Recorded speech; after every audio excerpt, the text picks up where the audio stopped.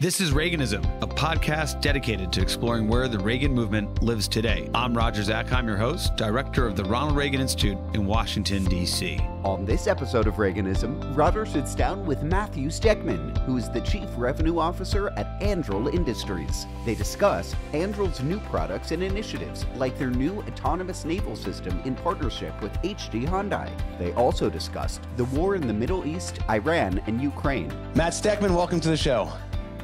Thanks, Roger. Great to be here. Now, you're, of course, the Chief Revenue Officer of Anduril Industries. You're no stranger to defense and technology. Tell us for a minute what a Chief Revenue Officer does, or perhaps is that the hardest job at a new defense tech company like Anduril? Yeah. First, for those who don't know, Anduril is a defense products company. We mainly focus on autonomous and AI-driven systems, robotics, things like that for U.S. governments and allies. Chief Revenue Officer, yeah, it's I see more and more of it these days. It's essentially the executive responsible for business development, program management, revenue delivery, meaning are we hitting cost, schedule, performance on our contracts? And generally being responsible for making sure that the growth of the company matches the financial forecasts that our investors expect. And of course, Anduril is one of the top 2 or 3 examples of new defense tech companies. Obviously privately held, but really significant valuation with a B next to it, reportedly, and in the running for some really consequential, meaningful programs for the Department of Defense, as the Department of Defense looks to really take the era of autonomy and AI seriously and seriously integrate that into the force. We'll start with the most famous one, but then I want to back up into this idea of a company that builds products. And you guys emphasize that a lot. You emphasize that as you talked about your role as Chief Revenue Officer, and we'll get to that very important word when you build products, scaling them, right? So let's start with the big Air Force program, big in terms of, I think, consequential impact, really moving to the next generation. That is Collaborative Combat Aircraft, CCA. Tell us about CCA, and Anduril is in this select group of 4 or 5 companies that the Air Force is looking at to deliver its future combat aircraft, autonomous combat aircraft. Sure. So I think first off, this is what it looks like when government is working properly. So I think there's a reasonable shift in thinking towards autonomy and unmanned. And, to date, maybe the last 20 years, that focused a lot on smaller systems that are super effective and very important and frankly critical to Anduril's business. We build a lot of smaller systems that are AI and autonomously driven. This is taking that to the next level. So it's applying those same concepts, but to really a strategic level asset. So for the audience that isn't tracking so specifically, this conceptually is basically a bunch of unmanned friends that are flying in and around a manned fighter aircraft, doing all the things you could imagine, helping that aircraft sense and see an effect at greater distances and effectiveness. As sort of released a couple of months ago by the Air Force, Anduril is privileged to be one of the 5 companies that is sort of in the mix, trying to be, the company that ultimately builds a lot of these very advanced machines. I think maybe of note, we are the only non-traditional player in that field. The other 4 are, the household names in defense that everybody knows.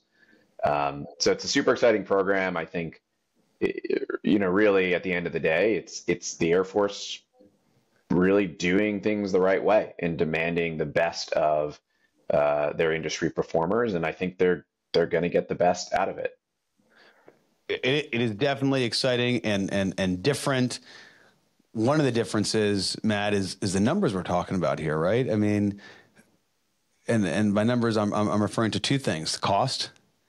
It should be, I think, pennies on the dollar as it relates. If you compare it to a Joint Strike Fighter, the fifth generation fighter the Air Force and the services have, and then numbers in terms of how many we want out there.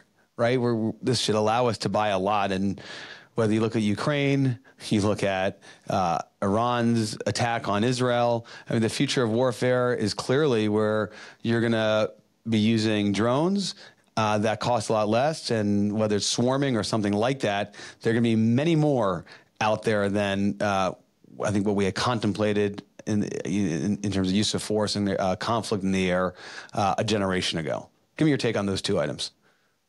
Yeah, I think what's interesting is yes, of course, cost and scale are related. You need the budget in order to buy. What is not obvious is that let's say in a scary future that no one likes to imagine, we are in a hot conflict with China. We're the United States government. We've got all the money in the world when there's an actual war and threats are being made and we need to surge. And so like at the end of the day, it almost doesn't matter what the aircraft costs. What matters is your ability to actually manufacture them at scale. When you have an expensive aircraft, no matter how much money is available, there are reasons that you literally still can't manufacture them, because just having an expensive aircraft implies a lot of things about your supply chain and the exquisite parts that make up that vehicle, that if overnight the US government said, we have 4 times the budget, we want 4 times as many, they still won't be able to make them, right? It has nothing to do with cost. It literally has to do with the design that these companies take in their approach to building these exquisite systems. And so cost is important, yes, because yes, we need to be able to afford the scale and the mass that we want, but it's also important because about what that implies about the design of the aircraft in the first place. Where at Anduril, we've taken the approach that if someday down the road, the US government comes to us and says, we need 4 or 5 or 10 times more than we actually thought, because of what that cost implies about our design, we will be able to rally the supply base in order to make a significant increase in our manufacturing capacity overnight. That's a fascinating point. Really interesting, and of course goes to the heart of what many inside the Beltway are fretting over as it relates to the defense industrial base.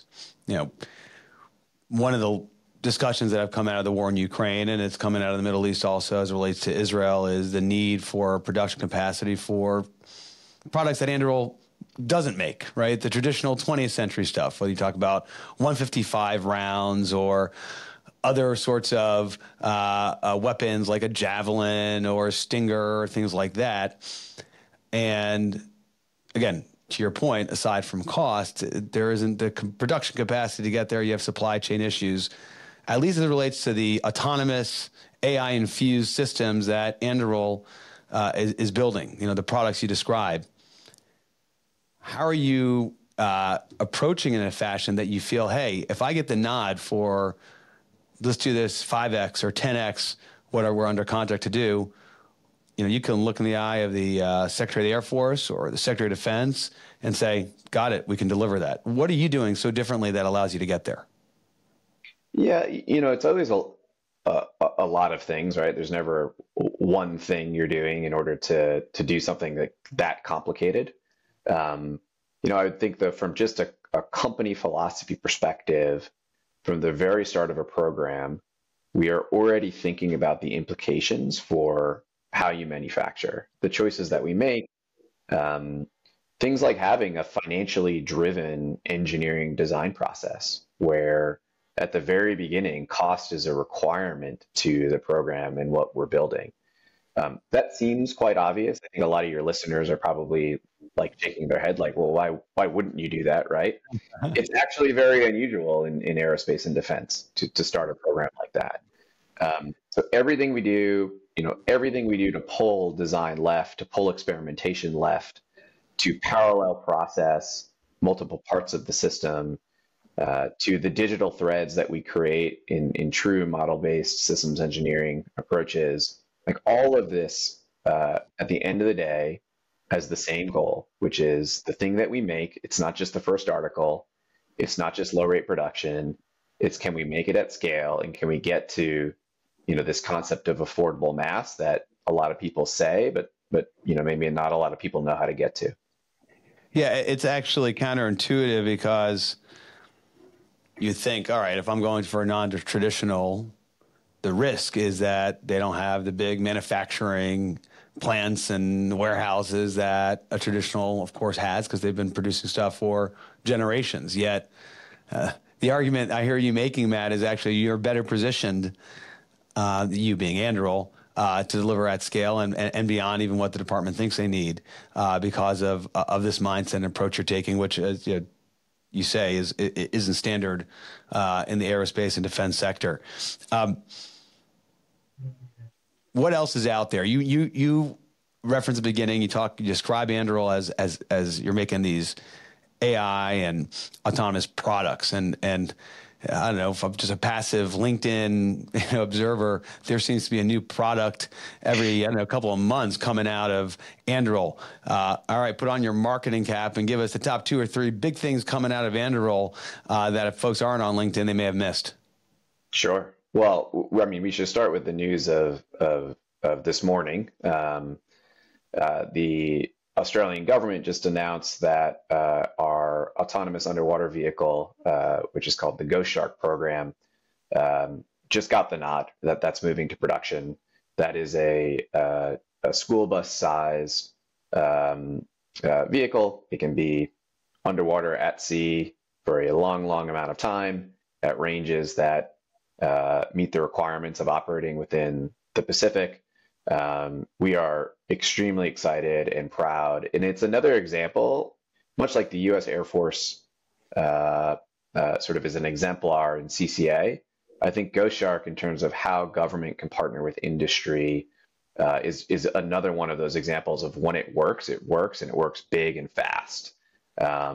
Explain that. So what happened in Australia that was big and fast?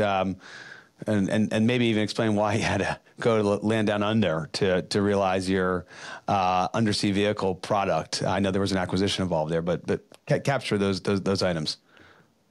Yeah, I think it's risk taking on both sides, and the set of variables you need to come together. There's always a lot. A dozen, 2 dozen sort of different stars need to align in the world to do something that is that ambitious. And the ambitious part of the Ghost Shark program was, can we get from, basically a good idea? We had a smaller vehicle with the right architecture to an ambitious, very large vehicle in 3 years' time. So design to production of 3 vehicles in 3 years. We are actually ahead of schedule and under budget on the program, which is even more kind of insane to think about when you think about how these traditional programs work. That's a formulation you don't hear. Say it one more time. You're ahead of schedule, under budget.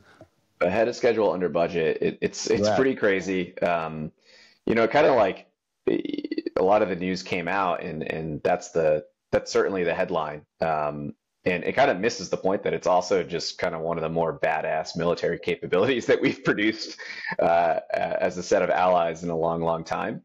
So I hope we'll kind of get past the shock of ahead of schedule, under budget, and actually start to say like, oh my God, this thing's actually amazing in its own right, which we're quite proud of.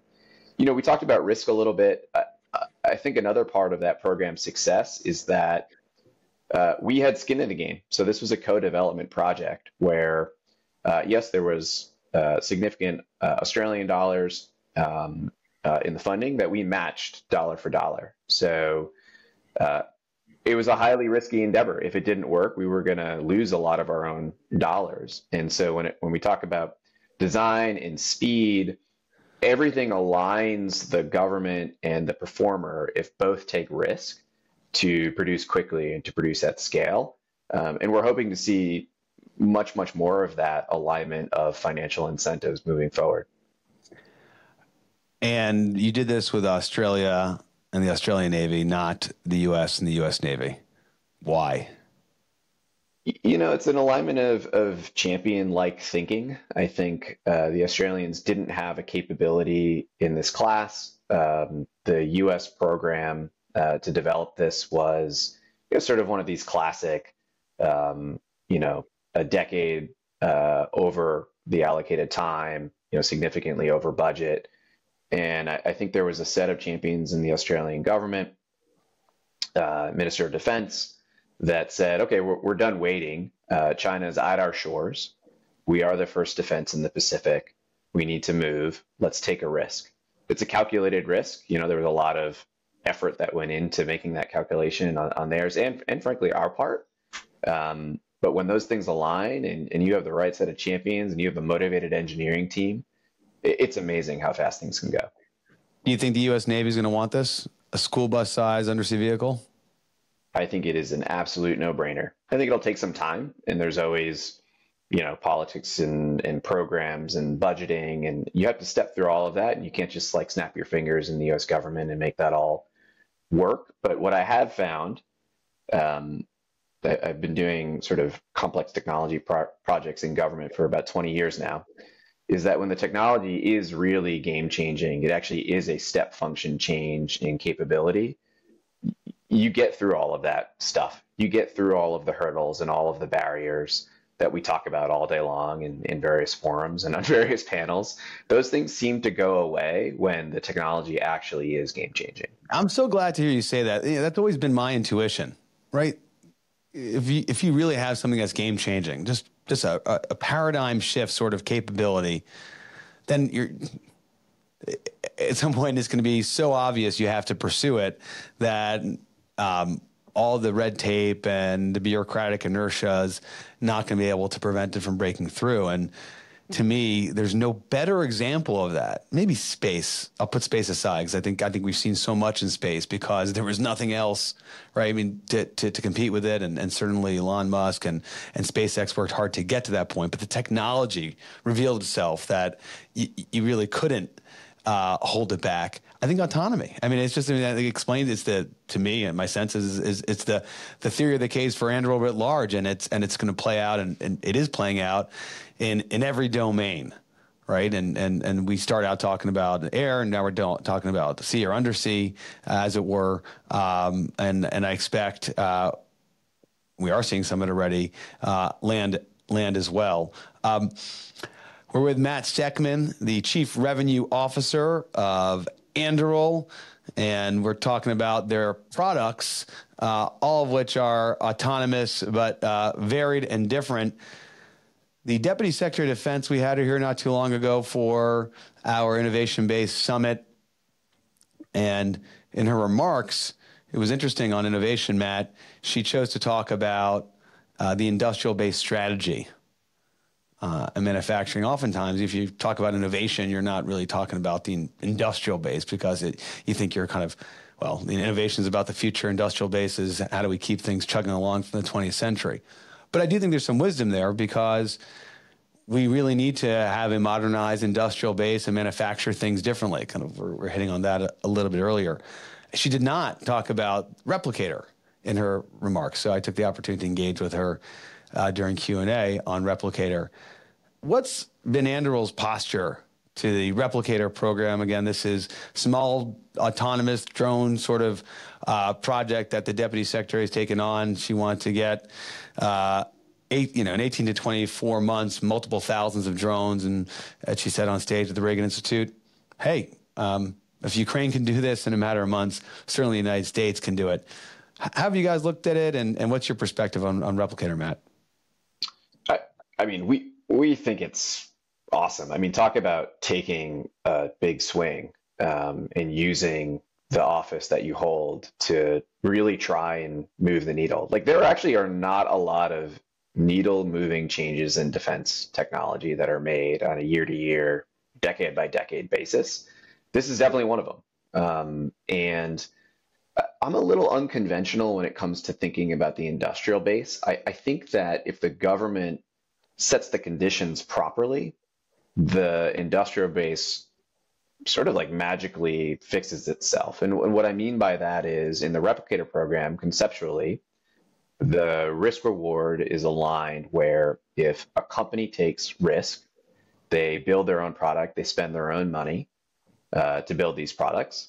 And I think in the new defense tech world, that is the mode, right? Spend my own money to make something, which I think is important to realize. And there's coherence there across the board. If I do it and I get rewarded with an at-scale buy, it creates sort of this virtuous cycle of investment and reward that you see in almost every other sector of the economy except for defense, where in traditional defense, the government is the risk taker. They are bearing all of the costs for research and development. They are bearing all of the costs to scale. They're paying for manufacturing facilities. They're paying for production. They're paying for everything. They're even paying for obsolescence of parts in inventory. I mean, things that you would just never see across the rest of industry. When you flip the script, when you tell industry, take risk, and if you do, I'm going to cut you a big check and I'm going to buy a lot of your things, industry will fix itself. It is actually not hard to build a manufacturing facility. What's hard is getting a forecastable business with the government such that you can make a CapEx decision to do the investment in the first place. And I think the bones of Replicator fix a lot of that.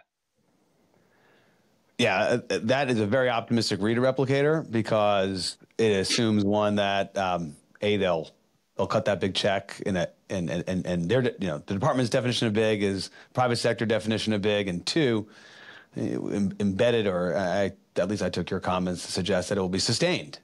That this isn't some sort of one-off, and this isn't a program of record.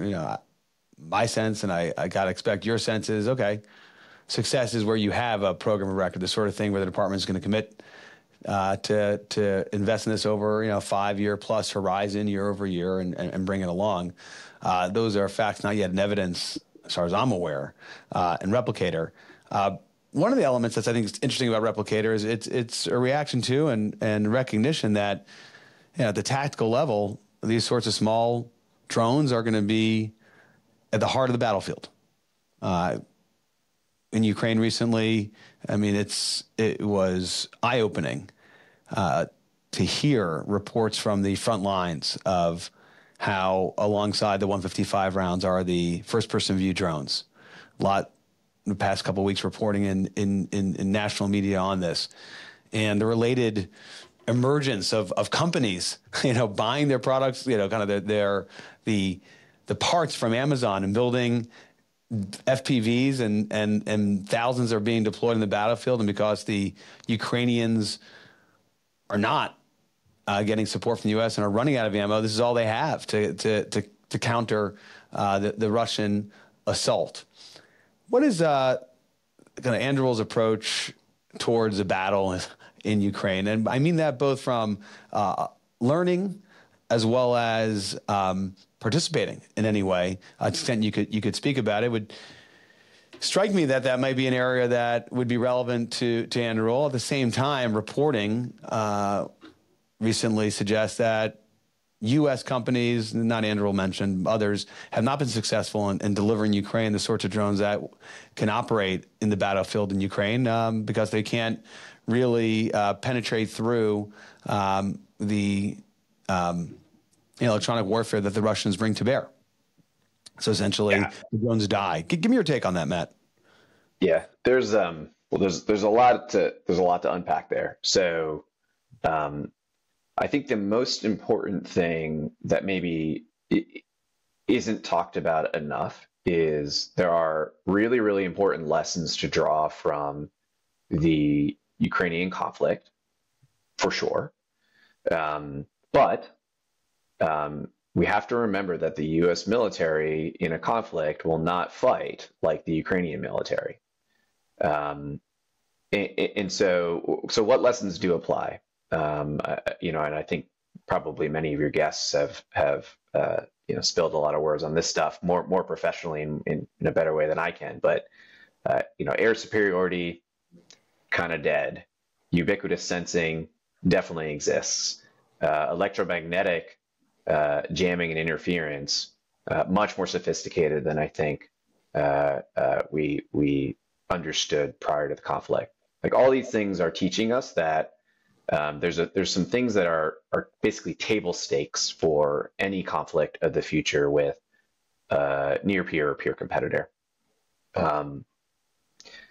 The recent press about U.S. drones not being used, we should talk about that. So yes, for these FPV style drones, cheap, efficient, small munition, I don't think the U.S. has a great class of munition, and I understand the headlines that were made, but we have to remember those fly a very short distance and have a very generally small effect. Useful if you could be strategic in your strikes, pick your targets, do a lot at once, things like that. I don't think the U.S. government, and let's say the Army and the Marine Corps that will bear the brunt of any sort of land conflict, will want to fight in the way that the Ukrainian land forces are.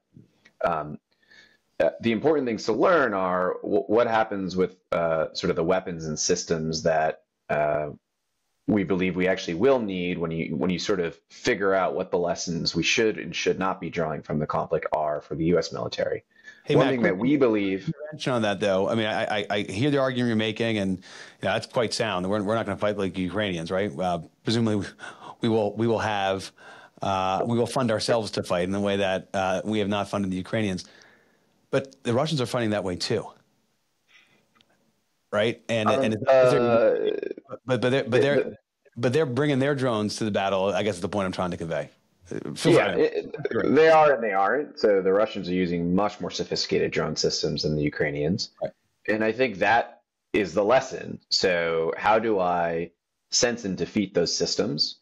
And that's a problem that our air defense business is very much working on. We're the current program of record for U.S. SOCOM that deals a lot in that world. And then how do I create systems that have those similar types of effects?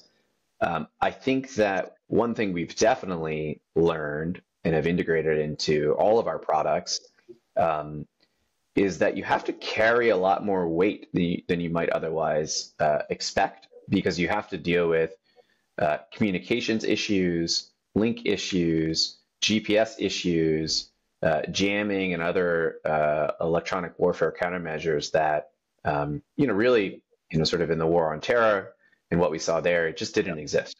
And so the class of aircraft, the class of drone, they are becoming more sophisticated. They are becoming heavier, but it's something that the U.S. government is very good at implementing and using. And I think is a pretty big difference in terms of the observations you're seeing on the Ukrainian side. Yeah, great points. Definitely think there's learning opportunity in terms of how the Russians are operating and the degree of sophistication they bring in terms of electronic warfare to the battlefield and the jamming and the like. Speaking to U.S. officials, either they had forgotten or they were just reminded that the Russians are very, very sophisticated on this front, leading in the world, frankly, in terms of air defense and electronic warfare. We're going to close out the conversation in just a minute here and go to our lightning round, where we ask our guests to share their favorite Reagan speech, book, and quote. So, Matt, we'll put you on the spot here in just a minute. But before we close out the conversation, give us one other product from the world of Anduril that folks may not be familiar with, but give us some insight into what the future of warfare is and why Americans should feel better because Anduril has developed a product to lead on it. Yeah, well, we've talked a lot about, offense, I think, over the course of this conversation. So let's talk about defense. So we believe we are making the most advanced air defense AI-driven system that exists in the world, period. And what's interesting about it is just you undersell. Yeah, why not, right? Yeah. Go big. I think when we started the company, certainly a theme was go big or go home, and I think a lot of us have embodied that throughout the way. Power to you. I love it.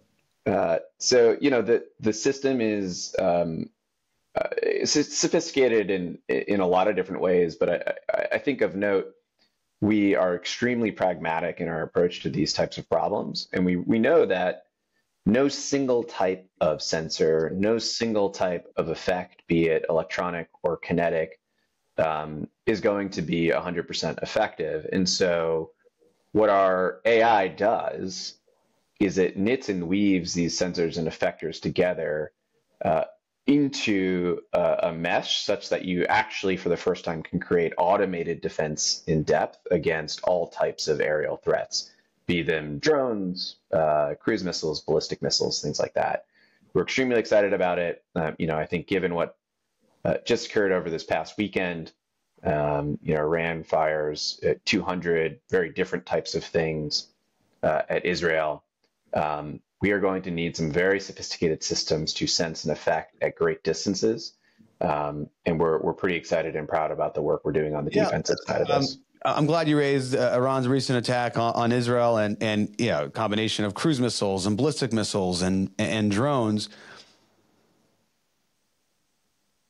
One of the reporting threads that came out of that attack is, the success Israel and allies had in defending against it. And, the number that's out there in the press, 99% were taken out, and only a couple broke through. And that is a tremendous accomplishment for Israel's layered air defense set of programs and an approach air defense, of course, and for the U.S. and reportedly the U.K. and France and Jordan, perhaps others, also supported the defense. Matt, that whole kind of layered defense system that was employed really been developed over the past 30, 40 years. I mean, we're here at the Reagan Institute, so it starts with the Strategic Defense Initiative, right? And you have different systems for Israel, from the Arrow system to David Sling, all the way down to Iron Dome, and then you have U.S. fighter aircraft taking out drones along with some others. But you're talking about something different. So help our viewers and listeners understand what Anduril is doing and how it's kind of using AI to think about this problem perhaps differently than what we saw on display very successfully recently out of Israel. Yeah, there's a lot of pieces here. I think, maybe the important piece is what we saw over the weekend was the technology that exists today, both from an offensive side and from a defensive side. And that offensive piece was relatively unsophisticated in terms of the types of things that Iran put into the air.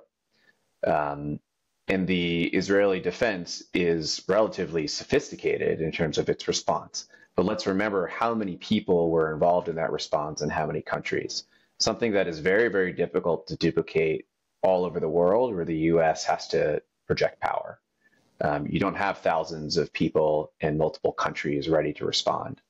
Our systems focus on both what is the next offensive threat, because these things, as we're seeing in Ukraine, are changing day to day. When we do something, the enemy reacts, and so on and so forth. We believe that the only thing that matters in the air defense game is the velocity of change, meaning how fast can I keep up with the threat and what they're doing to counter my countermeasures. That fundamentally is an AI-driven problem, because at some scale, the human mind cannot process the threat environment fast enough to make the decisions about how to affect and how to defend. And that's the type of stuff we're working on. Matt, let's go to our lightning round. Excellent conversation, really very clearly explaining complicated stuff. Grateful for your time. Here's where we ask our guests to share their favorite Reagan book, speech, and quote. We'll take all three, two, or just one, whatever you got. Oh, man. How about I go with one of them? I think Reagan said something like, status quo is Latin for the mess we're in, or something along those lines, which is one of my favorites. The only reason I always think about it is it's like, I think he said it 40 years ago or something like that. And it's like, man, that's probably true today. I think a lot of the conversation we've had is about the status quo and how to change it. And it's actually quite hard. And, I think recognizing that 40 years ago probably means it'll always be hard. But that's what we're here to do at Anduril, and we're excited about it. Matt Steckman, thank you for being on the show. Thanks, Roger. Appreciate it. We hope you enjoyed this episode of Reaganism. New episodes premiere weekly every Monday on YouTube and all podcast streaming platforms. If you like this episode, be sure to let us know and share with a friend.